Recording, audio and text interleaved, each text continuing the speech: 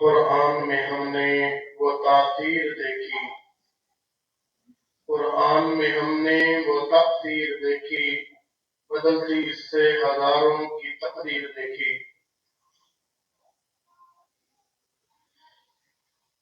ماشاءاللہ آپ لوگ سماعت فرما رہے ہیں، واعظین کو، علماء کرام کو، اور اس سے دل کے اندر جتنی بنجر زمین ہوتی ہے وہ اللہ کی رحمت سے سرسبز و شاداب ہو جاتی ہے۔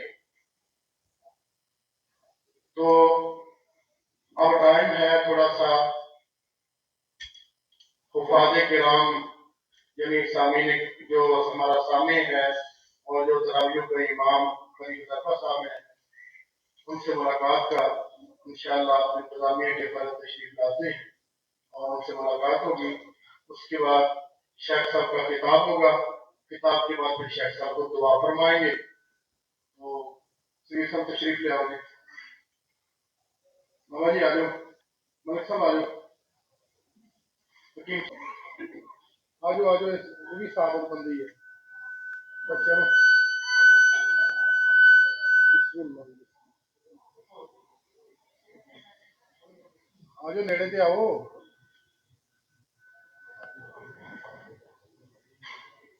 وہ پہلے آپ کری جانا، یہ آ کے مبارک نہیں دینی جانا۔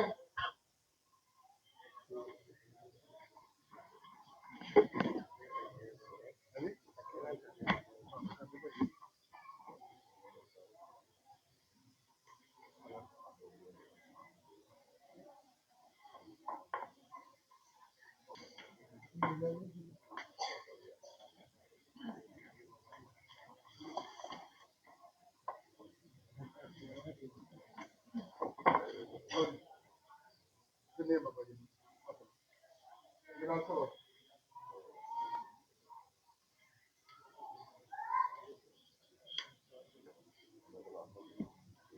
آؤ جی،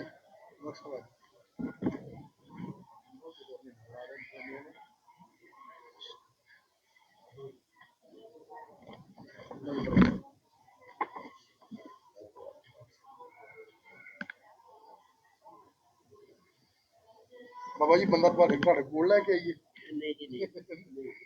آ جاؤ علی گڑھ صاحب، پھر پچھلی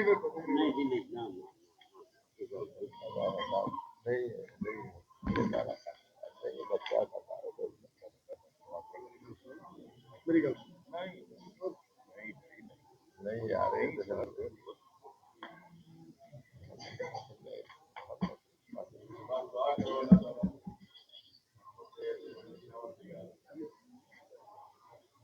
بسم اللہ۔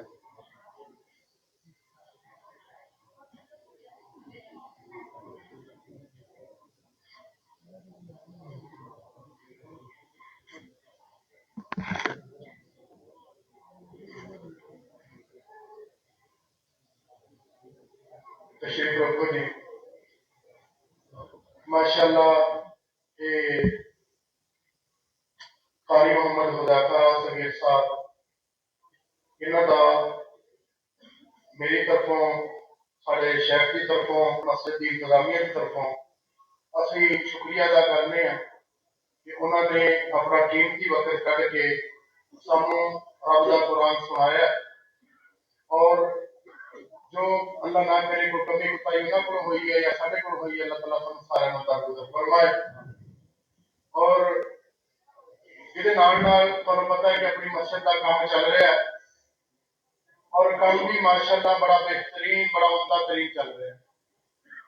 آج بھی ایک ساتھی آیا، اس کو کچھ پکائی کے پیسے لگے سن، کہتے سن کہ پورا مانا والے جہو جی کو مسجد ہے، یہ اللہ نے کام کروا دیتا ہے، اپنی رحمت نال کروا دیتا ہے، وہ دے کرو نوازی۔ اور بڑی گل یہ ہے کہ اسی گلی گلی محلے محلے مسجداں وچ پھر کے سانوں پیسہ اکٹھا کرنا نہیں پیا، یہ اللہ رب العالمین نے خاص انعام کیتا ہے۔ اللہ نے اپنے بندے اتھے چگے ہیں، اپنے دوستاں نو کہہ کے، احباب نو کہہ کے، رشتہ داراں نو کہہ کے، اپنے بیٹیاں نو کہہ کے، بیٹیاں نو کہہ کے، جہدے کولوں جنہ تعاون ہو سکیا ہے اتنے کھلوتے پیر دے اتنے انتظام ہو گئے جدوں تک بھی ہوئے۔ اور یہ تہاڈا سارے کا ہی شکریہ ہے تو رب کی خاطر، لیکن پھر بھی تہاڈا سارے کا شکریہ ہے کہ ਤੁਸੀਂ ਅੱਲਾ ਦੇ ਘਰ ਦੇ ਬਣਾਉਣ ਦੇ ਅੰਦਰ ਬੜੀ ਮਦਦ ਕੀਤੀ ਹੈ, ਬੜੀ ਹੈਲਪ ਕੀਤੀ ਹੈ। ਔਰ ਕਈ ਮੈਂ ਯਕੀਨ ਕਰੋ ਆਪਣੀ ਅੱਖਾਂ ਨਾਲ ਦੇਖਣਾ ਕਿ ਬਾਅਦ ਦਫਾ ਸਾਨੂੰ ਟਾਈਮ ਨਹੀਂ ਲੱਗਦਾ ਤੇ ਸਾਥੀ ਆਉਂਦੇ ਨੇ ਚੁੱਪ ਕਰਕੇ ਕਿਤੇ ਜਾਲਾ ਲੱਗਾ ਲਾ ਦਿੱਤਾ, ਕੋਈ ਸਫਾਈ ਹੋਣ ਵਾਲੀ ਸਫਾਈ ਕਰ ਦਿੱਤੀ। ਇਹ ਰਜ਼ਾਵਾਂ ਅੱਲਾਹ ਤਾਲਾ ਨੇ ਦੇਣੀਆਂ, ਅੱਲਾਹ ਤਾਲਾ ਨੇ ਇਨਾਮ ਦੇਣੇ ਨੇ। ਰੱਬ ਦੇ ਘਰ ਦਾ ਧਿਆਨ ਰੱਖਣਾ ਨਾ ਇਹ ਬੜੇ ਵੱਡੇ ਅਜਰ ਦਾ ਬਾਇਸ ਹੈ।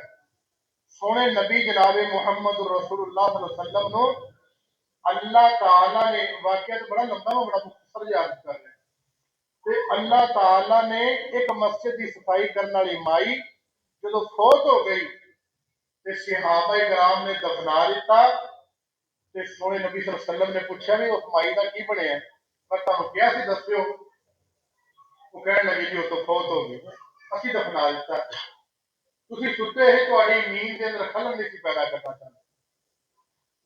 ਤੇ ਮੁਹੰਮਦ रसूलुल्लाह सल्लल्लाहु अलैहि वसल्लम ਦਾ ਤੁਹਾਨੂੰ ਪਤਾ ਹੈ ਕਿ ਅੱਲਾਹ ਦੇ ਹੁਕਮ ਤੋਂ ਬਗੈਰ ਕੋਈ ਕੰਮ ਕਰਦਾ ਹੀ ਨਹੀਂ।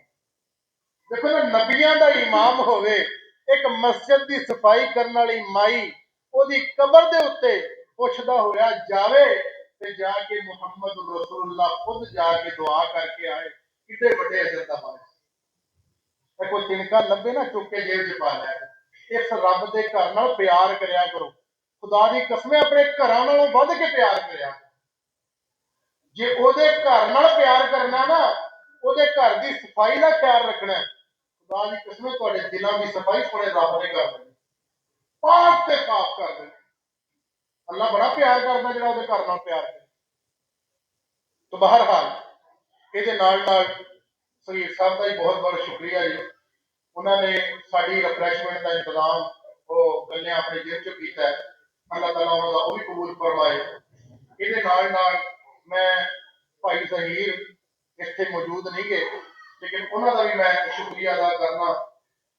उन्होंने साढ़े जिन्ने मोतकीफीन ने इन्हों के सहरी और अफ्तारी का इंतजाम किया और ये साढ़े मस्जिद भी गाहे बगाहे तावन करते हैं। अल्लाह ताला उन्होंने भी कबूल फरमाए, उन्होंने वालिद साहब को अल्लाह ताला खुशी फरमाए और ये अल्लाह ताला उन्होंने वालदा को सेहत कामिला अजरा अता फरमाए। फिर होर साथी ने साढ़े मकसूद साहब ने उन्होंने मस्जिद का फ्रंट जो टोटली तकरीबन वो बाबा जी के थ्रू पैसे भेजे ने, बाहर ने, दुबई च ने, समनाबाद के ने। ये बंदे देखो तुसी यकीन करो मैं वेख्या भी नहीं जानते भी और तुहाडे च भी साथियां यकीन नहीं होंदे, लेकिन अल्लाह अपने बंदियां को जो काम लैंदा ना वो लै लैंदा। ये मालक का निजाम है, शहद की मक्खियां को काम लै ले, उम्मे मावत की बकरी को काम लै ले, है वो अबाबीला को काम लै ले, मालक ने लै ही लेना काम। ते जे साडे को काम लै ले ये साडे वास्ते सादतमंदी है, रब नूं की लोड़ पई। ते अल्लाह अगर साडा दिल बदल के साडे को धेली रुपया मस्जिद च लवा दिंदा ना ते अल्लाह ताला दा खास इनाम ते करम है। मस्जिद नाल बाल मैं यही तुहानूं तवज्जो दिवाना चाहना, ये प्यार करो, ये आओ नमाज़ां पढ़ो, मस्जिद दी चीज़ों का ख्याल रखो, मस्जिद की सफाई का ख्याल रखो, मस्जिद के उठन बैठन का अपने बच्चों को तमीज़ सिखाओ। कली यही गल नहीं कि मस्जिद आए तो कारी साहब की ड्यूटी हो, कारी साहब तुम डांटो जी, वो मुड़ के कारी साहब के नेड़े कोई लगता नहीं। वो नहीं भाई, अपने बच्चे को आप समझाओ प्यार नाल मुहब्बत नाल। कारी का काम कला डरवा ही नहीं आने कि आए न्याणे ते कारी ने छोटी हाथ च फड़ ली, चलो भी हाला ला ला ला शुरू नहीं। अपने बच्चों को तमीज सिखाओ, उन्होंने सिखाओ कि यार पुत्त जिहड़ा एक घर आया ना, एक घर भी उच्चा है और एदा मालक रब्बुल आलमीन भी सब कुछ ते जे उच्चियां दे सामने बैठिए ना ते अदब भी थोड़ा उच्चा होना। इस करके सारे भाइयों का इंतजामिया का शुक्रिया, दोस्तों बाबा का शुक्रिया जो तशरीफ ले आए ने। अल्लाह ताला सारे का आना इसमें कबूल फरमाए और जिहड़े बीमार ने अल्लाह को सेहत अता फरमाए और जिन्हां को अल्लाह ने औलाद नहीं दी अल्लाह नेक नूरीना औलादा अता फरमाए। जिहड़े तंगदस्त ने अल्लाह तक उन्हां दी तंगदस्तियां दूर फरमाए। और मैं तुहाडे और शेख साहब दे विच हाजिर नहीं हुंदा ते मैं दावा देवांगा हजरत मौलाना कारी एहसान इलाही साहब कि वो तशरीफ लियान और तुहानू और मैनू बाद नसीहत फरमान اور اللہ تعالیٰ انہوں کا آنا بھی قبول فرمائے. قاری ارشاد.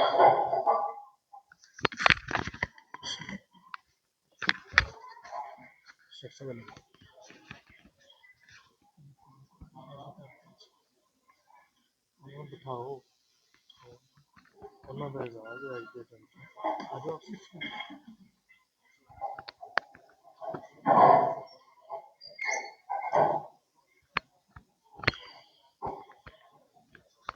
کیسے بندے نام ہے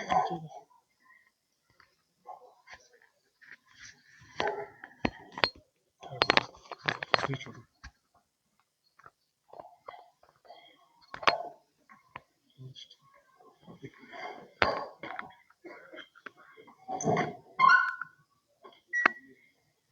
دوسری بھی آ رہی سی بند کر دو. شروع کر دو. نماز کی سیٹنگ کرو. السلام علیکم ورحمۃ اللہ وبرکاتہ. الحمد للہ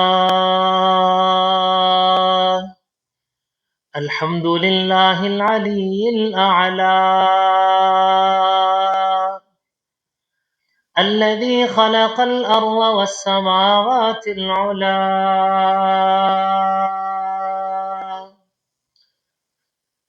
والصلاة والسلام على سيد الأنبياء وعلى آله المجتبى. أما بعد فأعوذ بالله السميع العليم من الشيطان الرجيم. بسم الله الرحمن الرحيم.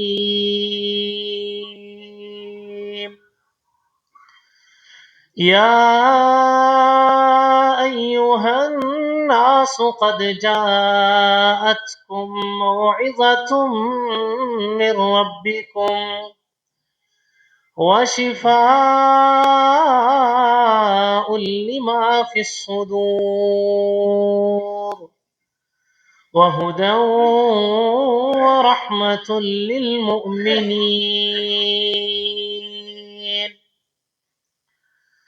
وقال الله تبارك وتعالى في مقام آخر: إنا عرضنا الأمانة على السماوات والأرض والجبال فأبين أن يحملنها وأشفقن منها وحملها الإنسان إنه كان ظلوما جهولا. وقال النبي صلى الله عليه وسلم: إن الله يرفع بهذا الكتاب أقواما ويضع به آخرين. لکھنا نہیں آتا تو میری جان پڑھا کر ہو جائے گی مشکل تیری آسان پڑھا کر. پڑھنے کے لیے تجھ کو اگر کچھ نہ ملے تو چہروں پہ لکھے درد کے عنوان پڑھا کر. اور لا ریب تیری روح کو تسکین ملے گی تو قلب کے لمحات میں قرآن پڑھا کر. آ جائے گا صرف تجھے جینے کا کرینہ تو سرور کونین کے فرمان پڑھا کر. اما قسم کی تعریفات، تسبیحات، تمجیدات تکبیرات، تکریمات، تحمیدات، کبریائی، بڑھائی، وحدائی، یکتائی، شہنشاہی، بادشاہی اللہ مالک العلام ذات ببرکات و باصفات کے واسطے درود و سلام امام الانبیاء آقا نامدار سرور کونین حبیب کبریا خاتم الانبیاء خاتم الرسول جناب محمد رسول اللہ صلی اللہ علیہ وآلہ وآصحابہ وسلم کی ذات باصفات کے واسطے آج کی مجلس، آج کی محفل چونکہ قرآن مجید کی عظمت، اس کے مقام اور قاری قرآن کی عظمت، اس کی فضیلت کے حوالہ سے ہے، تو اللہ رب العالمین کی اسی کلام کے حوالہ سے چند ایک معروضات کروں گا۔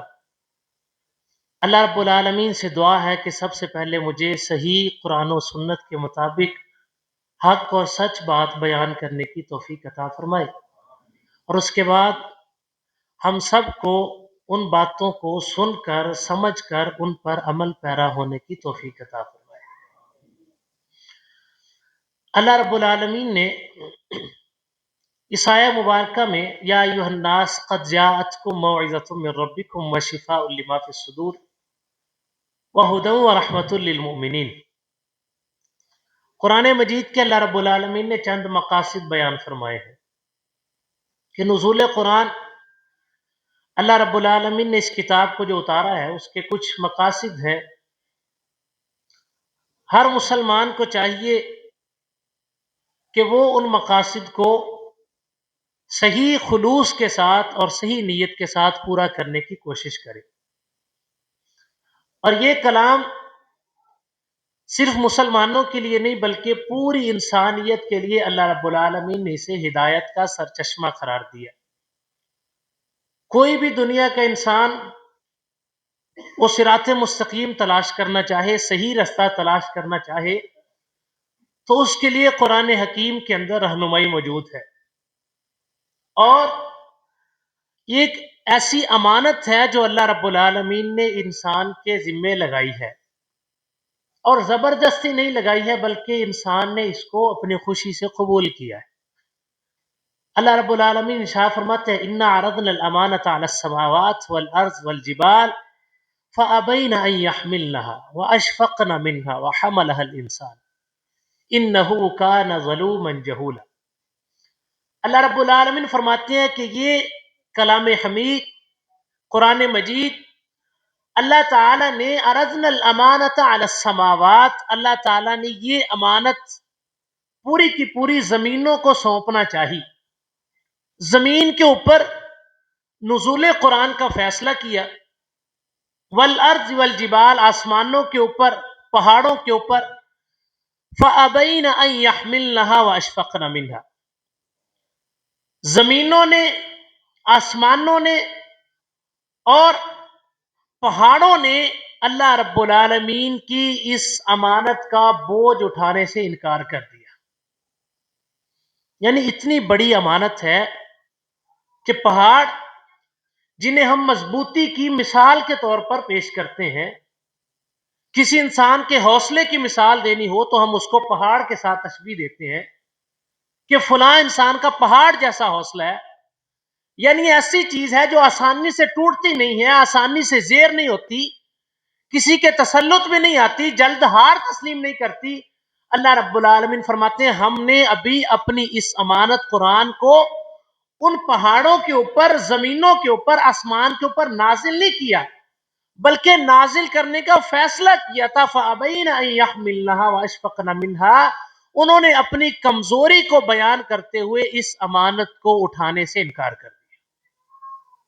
وَحَمَلَهَا الْإِنسَانُ، لیکن انسان نے اللہ رب العالمین کی طرف سے اس امانت کو قبول کر لیا۔ اب دیکھیں کہ وہ امانت سونپنے والی ذات بھی اللہ کی ذات ہے، اور امانت کو قبول کرنے والی ذات انسان وہ بھی اپنی مرضی سے قبول کر رہی ہے، اور اللہ رب العالمین بھی خود آفر کر رہے ہیں کہ یہ امانت میں آپ کو سونپنا چاہتا ہوں، لیکن جب انسان نے یہ امانت قبول کی ہے، اللہ تعالیٰ کہتے ہیں انہو کان ظلوما جہولا، یہ انسان نے کوئی عقل مندی والا فیصلہ نہیں کیا ہے، یہ انسان نے عقل مندی والا فیصلہ نہیں کیا۔ کیوں؟ کیونکہ اللہ رب العالمین کی اس امانت کے حقوق ادا کرنا، اللہ تعالیٰ کی اس امانت کے اوپر پورا اترنا، اللہ کی اس امانت کے سانچے کے اندر اپنے آپ کو ڈھال لینا، اپنے طور طریقے اور اپنی زندگی کے اسلوب، اپنے اطوار اللہ تعالیٰ کے اصولوں کے مطابق ڈھال لینا، یہ آسان کام نہیں ہے۔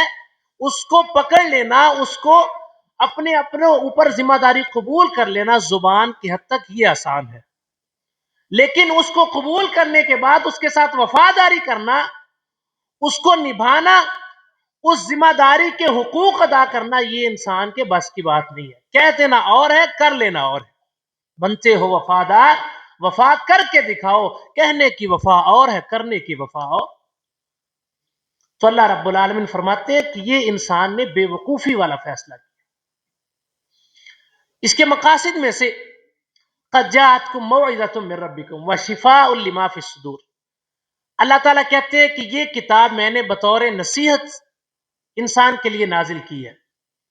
نصیحت سے کیا مراد ہے کہ انسان جب کوئی گناہ کا عمل کرتا ہے، جب بھی کوئی غلطی کرتا ہے، کوئی سرکشی کرتا ہے، کسی بغاوت پہ آتا ہے، جب اللہ کی نافرمانی کرتا ہے، اللہ کی حدود کو پامال کرتا ہے، اللہ رب العالمین کا قوی ہونا اور اپنا ضعیف ہونا بھول جاتا ہے، اللہ رب العالمین کی طاقت کو نظر انداز کر دیتا ہے اور اپنے آپ کو بہت مضبوط مخلوق سمجھتا ہے، اللہ تعالیٰ کہتے ہیں قد جاءتکم موعظۃ من ربکم، یہ قرآن آپ کے لیے اللہ کی طرف سے نصیحت ہے کہ آپ سے بڑے بڑے قد والے لوگ، آپ سے زیادہ طاقت والے لوگ، آپ سے زیادہ عمروں والے لوگ، آپ سے وسیع جسوں والے لوگ، آپ سے وسیع بدن والے لوگ، اللہ رب العالمین نے آپ سے پہلے اپنے عذاب سے غرق کیے، اور وہ سارے کے سارے قصے قرآن کے اندر موجود ہیں۔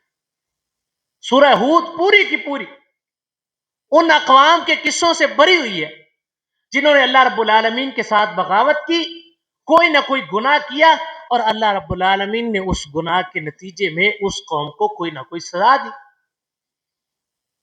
اور وہ ساری سزائیں سورہ ہود کے اندر بالترتیب ذکر ہے۔ اللہ تعالیٰ فرماتے ہیں کہ اگر کوئی انسان نصیحت حاصل کرنا چاہے تو قرآن کے اندر اس کے لیے سابقہ اقوام میں نصیحت موجود ہے۔ اسی لیے اللہ کے رسول صلی اللہ علیہ وسلم فرمایا کرتے شیبتنی ہود، کہ سورہ ہود اس کے اندر اللہ رب العالمین نے اتنی سزائیں ذکر کی ہیں کہ مجھ کو اس سورت کی تلاوت نے بوڑھا کر دیا۔ میں اس کی تلاوت کر کر کے اس کی ہیبت کے ساتھ اور اللہ رب العالمین کی سزاؤں کا ذکر سن سن کر اور پڑھ کر بوڑھا ہو گیا ہوں۔ شیبتنی ہود، فرمایا یا ایھا الناس قد جاءتکم موعظۃ من ربکم، اس کتاب کا ایک مقصد یہ ہے کہ اس کے اندر آپ کے لیے اللہ رب العالمین نے نصیحت رکھی ہے سابقہ انسانوں کے ذریعے۔ مثلا قوم شعیب ہے، اس کا جرم کیا ہے؟ کم ماپنا اور کم تولنا۔ آج امت محمدیہ کے اندر یہ جرم موجود ہے۔ قوم لوط ہے، اس کا جرم کیا ہے؟ لڑکوں کا لڑکوں کے ساتھ زنا کرنا، اور یہ عمل ایک مرد اور خاتون کے زنا سے زیادہ قبیح ہے، ایک مرد اور خاتون کے زنا سے زیادہ قبیح ہے، اور افسوس کے ساتھ یہ عمل بھی آج امت مسلمہ کے اندر موجود ہے۔ فرمایا قد جاءتکم موعظۃ من ربکم، یہ قرآن اس کا ایک مقصد ہے کہ اللہ رب العالمین نے آپ کے لیے نصیحت اتاری ہے، اللہ تعالیٰ نے آپ کے لیے سبق نازل کیا ہے کہ آپ اگر کسی غلطی پر ہیں تو سابقہ اقوام کی تاریخ کا مطالعہ کریں، قرآن کے اوراق کو کھنگال لیں، دیکھیں کہ جن جن لوگوں نے یہ گناہ کیے ہیں اللہ رب العالمین نے ان کے ساتھ کیا سلوک کیے، اور یہ تو اللہ کے رسول صلی اللہ علیہ وسلم کی دعا کا نتیجہ ہے کہ ہم آج تک بچتے چلے آ رہے ہیں، ورنہ جو جو گناہ اس امت کے اندر موجود ہیں وہ ان سابقہ اقوام میں ایک ایک گناہ سب کے اندر موجود تھا، لیکن وہ سارے گناہ اکٹھے ہو کے اس ایک امت کے اندر جمع ہو گئے۔ یا ایھا الناس قد جاءتکم موعظۃ من ربکم، کیا لوگوں تمہارے لیے یہ قرآن نصیحت حاصل کرنے کے لیے بہترین کتاب ہے، لیکن اگر ہم قرآن کو صرف پڑھتے رہیں گے ثواب کے لیے، ہم نے قرآن کو کن کاموں کے لیے رکھا ہو؟ ٹھیک ہے، اللہ کے رسول صلی اللہ علیہ وسلم کا فرمان ہے من قرأ حرفا من کتاب اللہ، کہ جو بندہ اللہ کی کتاب سے ایک حرف پڑھتا ہے اس کے لیے 10 نیکیاں لکھ دی جاتی ہیں۔ لا اقول الف لام میم حرف، آپ علیہ الصلوۃ والسلام نے فرمایا میں یہ نہیں کہتا کہ الف لام میم ایک حرف ہے، بلکہ الف حرف و لام حرف و میم حرف، الف الگ حرف ہے، لام الگ حرف ہے، میم الگ حرف ہے۔ الف پڑھنے کی الگ 10 نیکیاں ہیں، لام کی الگ ہیں، میم کی الگ ہیں۔ قرآن کے فضائل اپنی جگہ ہیں، لیکن قرآن کے نزول کا مقصد یہ نہیں ہے۔ قرآن کے نزول کا مقصد کیا ہے؟ انسان کی اصلاح ہے، انسان کے لیے نصیحت ہے، اور قرآن کا موضوع ہی انسان ہے۔ تیرے ضمیر پہ جب تک نہ ہو نزول کتاب، گرا کشا ہے نہ راضی نہ صاحب کشاف۔ علامہ اقبال رحمہ اللہ نے اس شعر میں 2 تفاسیر کا تذکرہ کیا، فرماتے ہیں کہ تفسیر زمخشری اور تفسیر رازی، یہ ساری کی ساری تفاسیر بھی آپ پڑھ لیں، جب تک قرآن کا نزول آپ کے دل کے اوپر نہیں ہوتا تب تک قرآن کی کوئی بھی بات آپ کے اوپر اثر انداز نہیں ہوگی۔ قرآن آپ کے اندر چلتا پھرتا نظر نہیں آئے گا۔ غیر مسلم ہے، وہ قرآن کو کیسے دیکھیں گے؟ وہ تو نہیں آ کے پڑھیں گے، نہ کھولیں گے۔ وہ قرآن کو مومن کے اندر دیکھیں گے۔ وہ قرآن کو اگر دیکھیں گے تو جو دنیا کے اندر چلتے پھرتے مومن ہیں، ان کے اخلاق میں، ان کے کردار میں، ان کے طور اتوار میں، ان کی زندگیوں میں قرآن کی جھلکیاں نظر آنی چاہیے، تبھی وہ تو امپریس ہوں گے، تبھی اسلام کی طرف آئیں گے۔ ورنہ آپ انہیں پکڑ کر لا کر قرآن کھول کے نہیں دکھا سکتے۔ اس لیے علامہ اقبال رحمہ اللہ نے فرمایا کہ یہ راز کسی کو نہیں معلوم کہ مومن قاری نظر آتا ہے، حقیقت میں ہے قرآن۔ کہ مومن آدمی وہ ہے جس کے اندر چلتے پھرتے قرآن نظر آئے۔ اور یہ قرآن نظر کب آتا ہے؟ یا ایھا الناس قد جاءتکم موعظۃ من ربکم، کہ جب انسان اس قرآن کو بطور نصیحت پڑھتے ہیں، جب وہ ترجمے کے ساتھ پڑھتے ہیں، جب وہ قرآن کو سمجھنے کے لیے پڑھتے ہیں، جب وہ قرآن کو اپنی زندگیوں کے اوپر لاگو کرنے کے لیے پڑھتے ہیں، تو تب وہ قرآن مومن آدمی کے جسم کے اندر چلتا پھرتا نظر آتا ہے۔ اور یہ تب ہوتا ہے جب انسان قرآن کو پڑھ کر ان سابقہ اقوام کے واقعات سے نصیحت حاصل کرتا ہے۔ ہم نے قرآن کو کن کاموں کے لیے رکھا؟ دم درود کے لیے، قسمیں اٹھانے کے لیے۔ قرآن انسان کے ساتھ گلا کرتا ہے، تاکوں میں سجایا جاتا ہوں، آنکھوں سے لگایا جاتا ہوں، تعویذ بنایا جاتا ہوں، دھو کے پلایا جاتا ہوں، جب قول و قسم لینے کے لیے تکرار کی نوبت آتی ہے، پھر میری ضرورت پڑتی ہے، ہاتھوں میں اٹھایا جاتا ہوں۔ کوئی قسم اٹھانی ہو جی قرآن لے آئے جی، تعویذ لینا جی قرآن لے آئے جی۔ اللہ تعالیٰ فرماتا ہے یا ایھا الناس قد جاءتکم موعظۃ من ربکم، کہ میں نے قرآن کو انسان کی نصیحت کے لیے نازل کیا۔ دوسرا مقصد وشفاء لما فی الصدور، سینے کے امراض، دل کے امراض، اللہ رب العالمین فرماتے ہیں میں نے ان کی شفا کے طور پر قرآن کو نازل کیا ہے۔ ابن قیم رحمہ اللہ فرماتے ہیں کہ میری زندگی کے اندر میرے اوپر ایسے ایام بھی آئے کہ مجھے بیماری ہوتی تھی، لیکن اس بیماری کا علاج کرنے کے لیے میرے پاس کوئی پیسہ نہیں ہوتا تھا۔ اس بیماری کی دوا لینے کے لیے میری جیب کے اندر پیسہ نہیں ہوتا تھا، اور ان ایام کے اندر اللہ رب العالمین کا یہ کلام میرے کام آتا تھا۔ لیکن یہ کب کام آئے گا؟ جب ہمارا ایمان ہوگا، جب ہمارا یقین ہوگا، جب ہم کچھ پڑھیں تو ہم کو معلوم ہو تو ہم کیا رہے ہیں، ہمیں پتہ ہو کہ ہم اقرار کیا کر رہے ہیں، ہم اللہ رب العالمین سے وعدہ کیا کر رہے ہیں۔ سورہ فاتحہ کسے نہیں آتی؟ اللہ کے رسول صلی اللہ علیہ وسلم کے فرمان کے مطابق بہترین دم ہے، لیکن ہم دم کروانے کے لیے کسی مولوی صاحب کے پاس، قاری صاحب کے پاس جاتے ہیں۔ ہم خود اپنے بچوں کو کیوں نہیں دم کر سکتے؟ کیا ہمارے دم کرنے اور ان کے دم کرنے میں فرق ہے؟ کیا یہ ہمارا پڑھنا اور ان کا پڑھنا کوئی الگ ہے؟ ہمارا قرآن اور آپ کا قرآن الگ ہے؟ ہرگز ایسا نہیں ہے۔ ہمارے پڑھنے کے اندر وہ تاثیر نہیں ہے، ہمارے پڑھنے کے اندر وہ لذت نہیں ہے، ہمارے پڑھنے کے اندر قرآن کا وہ مقصد شامل نہیں ہے جو اللہ رب العالمین نے بیان کیا ہے۔ ورنہ سیدنا ابو سعید خدری رضی اللہ تعالیٰ عنہ بیان کرتے ہیں، لمبا واقعہ ہے کہ رسول اللہ صلی اللہ علیہ وسلم کے صحابہ کی ایک جماعت سفر کے اندر تھی، ایک بستی کے پاس رکے، اور انہوں نے ان سے مطالبہ کیا کہ ہمیں کھانے پینے کے لیے کچھ دے دیں، ہم مہمان ہیں، ہمارے پاس نہیں ہے، انہوں نے انکار کر دیا۔ صحابہ کرام رضوان اللہ علیہ مجمعین نے کچھ دیر وہیں پہ پڑاؤ کیا۔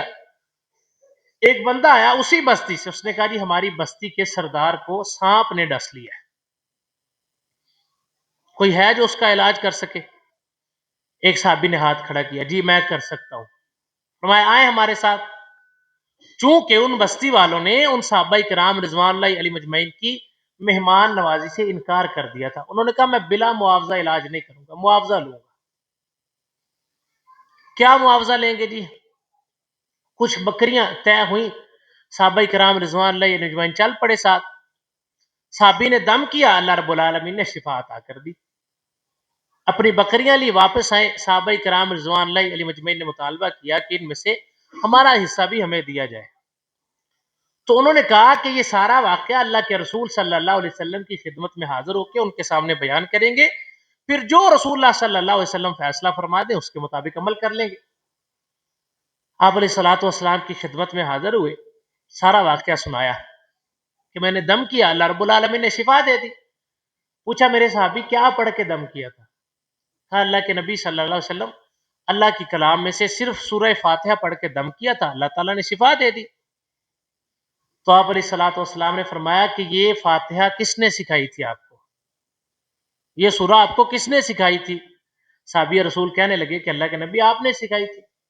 تو رسول اللہ صلی اللہ علیہ وسلم نے فرمایا کہ پھر اس میں سے میرا بھی حصہ بنتا ہے، پھر اس میں سے میرا بھی حصہ بنتا ہے۔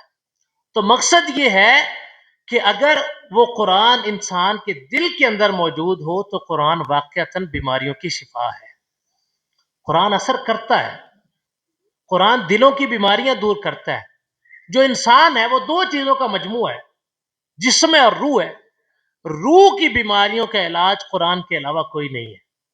یہ جو ڈپریشن ہے، ذہنی ٹینشن ہے، یہ کیا ہے؟ کوئی بڑے سے بڑا ڈاکٹر ہو، جب آپ اس کے پاس جاتے ہیں، جب وہ یہ کہہ دیتے ہیں کہ ذہنی ٹینشن ہے، اس کا کوئی علاج نہیں ہے۔ وہ ذہنی ٹینشن کیا ہے؟ دل کو سکون نہیں ہے، دل کو اطمینان نہیں ہے۔ دل کو اطمینان کیوں نہیں ہے؟ کیونکہ ہم نے اللہ رب العالمین کے ذکر سے اعراض کیا ہے، اللہ رب العالمین کے قرآن کو چھوڑ دیا ہے، اور وہ قرآن جس کو اللہ رب العالمین نے کہہ کے بھیجا تھا کہ دل کا سکون اس قرآن کے اندر ہے، دل کا اطمینان اس قرآن کے اندر ہے، ذہنی ٹینشن کا علاج قرآن ہے، کیونکہ ذہنی ٹینشن کا تعلق روح کے ساتھ ہے، اور روح کے امراض کا علاج قرآن ہے۔ الا بذکر اللہ تطمئن القلوب، اللہ رب العالمین نے فرمایا کہ اللہ کا ذکر ایسی چیز ہے جس سے دلوں کو اطمینان ملتا ہے۔ اذا ذکر اللہ وجلت قلوبہم واذا تلیت علیہم آیاتہ زادتہم ایمانا وعلی ربہم یتوکلون، اللہ رب العالمین نے فرمایا کہ جو ایمان والے ہوتے ہیں، اذا تلیت علیہم آیاتہ زادتہم ایمانا، جب ان کے پاس اللہ کے قرآن کی آیات کی تلاوت کی جاتی ہے تو ان کا ایمان مزید بڑھ جاتا ہے، ان کا ایمان اور زیادہ ہو جاتا ہے۔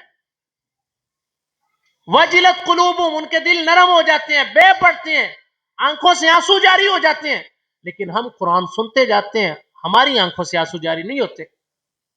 اللہ کے رسول صلی اللہ علیہ وسلم نے پیشگوئی فرمائی تھی، فرمایا کچھ لوگ ایسے ہوں گے کہ جن کے لیے قرآن ان کی حلق سے نیچے نہیں اترے گا۔ قرآن پڑھیں گے، ان کی حلق سے اوپر اوپر زبان تک رہے گا، ان کی حلق سے نیچے نہیں اترے گا، مطلب اس قرآن کی صفات، اس قرآن کے اصول اس بندے کی پرسنالٹی کے اندر نظر نہیں آئیں گے۔ آج ایسا ہے کہ ہم قرآن سنتے ہیں، پڑھتے ہیں، لیکن ہمارے اوپر اثر ہی نہیں کرتا، ورنہ قرآن غیر مسلم کے اوپر بھی اثر کرتا ہے۔ حضرت عمر رضی اللہ تعالیٰ عنہ جیسا سخت دل آدمی، بہادر آدمی، جنہیں سمجھا جاتا کہ حضرت عمر رضی اللہ تعالیٰ عنہ بہت مضبوط ہیں، بہت قوی ہیں، بہت بڑا دل ہے ان کا، بہت بڑا حوصلہ ہے، ابھی تک اسلام قبول نہیں کیا ہے۔ گھر سے کیا ارادہ لے کے نکلے ہیں کہ نعوذ باللہ من ذالک، آج محمد رسول اللہ صلی اللہ علیہ وسلم کو نہیں چھوڑیں گے۔ رستے میں اطلاع ملی ہے کہ بہن اور بہنوئی بھی، انہوں نے بھی اسلام قبول کر لیا۔ کہا پہلے ان کا کام تمام کروں گا، غصہ اور بڑھ گیا۔ خیر لمبا واقعہ، بہن کے گھر پہنچے ہیں، کیا ہوا؟ بیان تلاوت کر رہی ہے طٰہ ما انزلنا علیک القرآن لتشقى الا تذکرۃ لمن یخشى تنزیلا ممن خلق الارض والسماوات العلی۔ عمر فاروق رضی اللہ تعالیٰ عنہ جیسا مضبوط آدمی فوراً بہ پڑا، آنکھوں سے آنسو جاری ہو گئے۔ لیکن آج کے مسلمان کے اوپر یہ کیفیت طاری نہیں ہوتی۔ آج کا مسلمان اس کو آسانی سے ہضم کر لیتا ہے۔ آج کا مسلمان سنتا ہے، پڑھتا ہے اور اثر تک نہیں ہوتا۔ اللہ رب العالمین فرماتے ہیں افلا یتدبرون القرآن ام علی قلوب اقفالها، کہ یا تو لوگ قرآن کے اوپر تدبر نہیں کرتے، یا تو قرآن کے اوپر غور نہیں کرتے، یا تو قرآن کو سمجھنے کی کوشش نہیں کرتے، یا تو قرآن کی فکر نہیں کرتے۔ افلا یتدبرون القرآن ام علی قلوب اقفالها، اگر وہ فکر کرتے ہیں، اگر وہ سمجھ کر پڑھنے کی کوشش کرتے ہیں، اگر وہ تدبر کرتے ہیں، اگر وہ غور کرتے ہیں، اگر باریک بینی سے جائزہ لیتے ہیں اور پھر بھی قرآن اثر نہیں کر رہا، ام علی قلوب اقفالها، پھر اللہ رب العالمین فرماتے ہیں کہ ایسے لوگوں کے دلوں کے اوپر تالے لگا دیے گئے۔ اب تالوں کے بعد تو کوئی چیز داخل نہیں ہوتی، تالوں کے بعد تو اثر نہیں ہوتا۔ پھول کی پتی سے کٹ سکتا ہے ہیرے کا جگر، مرد ناداں پہ کلام نرم و نازک بے اثر۔ کہ انسان کی بات جو ہے، بات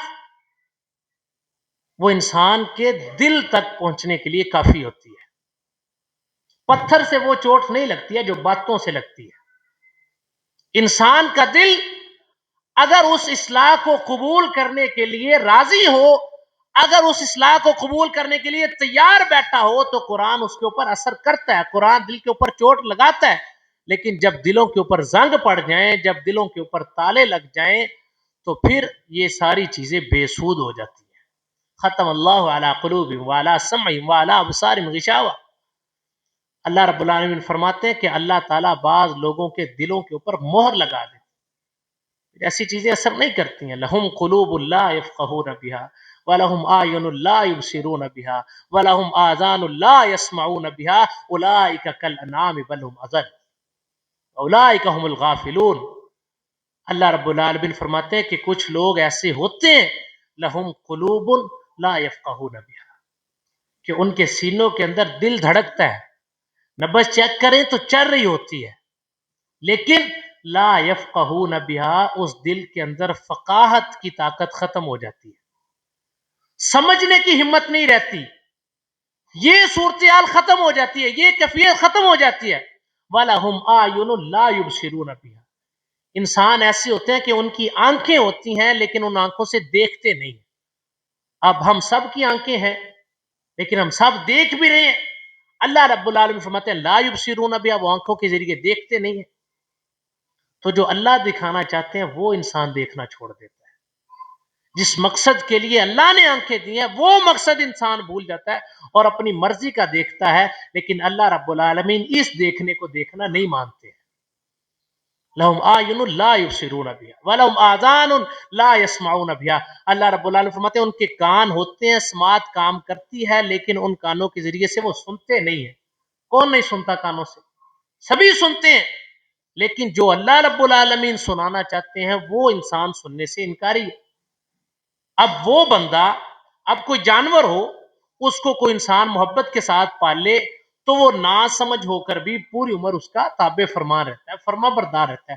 اسے پتہ ہوتا ہے کہ یہ میرا مالک ہے، اس نے مجھے پالا ہے، اس نے مجھے چارہ لا کے دیا ہے، اس نے مجھے بڑا کیا ہے، اور وہ پوری عمر اس کا فرما بردار رہتا ہے، اس کی بات سنتا ہے اور مانتا ہے۔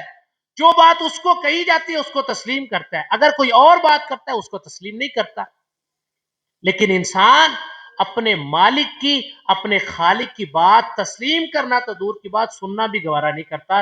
اس لیے اللہ رب العالمین فرماتے ہیں اولئک کالانعام بل ہم اضل، ایسے لوگ جانوروں کی طرح ہیں، بل ہم اضل، بلکہ جانوروں سے بھی بدتر ہے۔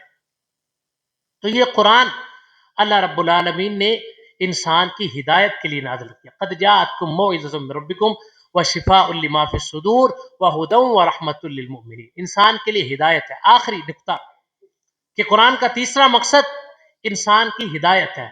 اللہ کے رسول صلی اللہ علیہ وسلم نے ارشاد فرمایا ان اللہ یرفع بہذا الکتاب اقواما ویضع بہ آخرین، کہ اس کتاب کے ذریعے قیامت کے دن اللہ رب العالمین بعض لوگوں کو بلند مرتبہ دیں گے، بعض لوگوں کو رفتیں دیں گے، ان کا مقام بڑھائیں گے، اور بعض لوگ اسی قرآن کی وجہ سے یضع بہ آخرین ذلیل و رسوا ہوں گے، ان کا مقام گر جائے گا۔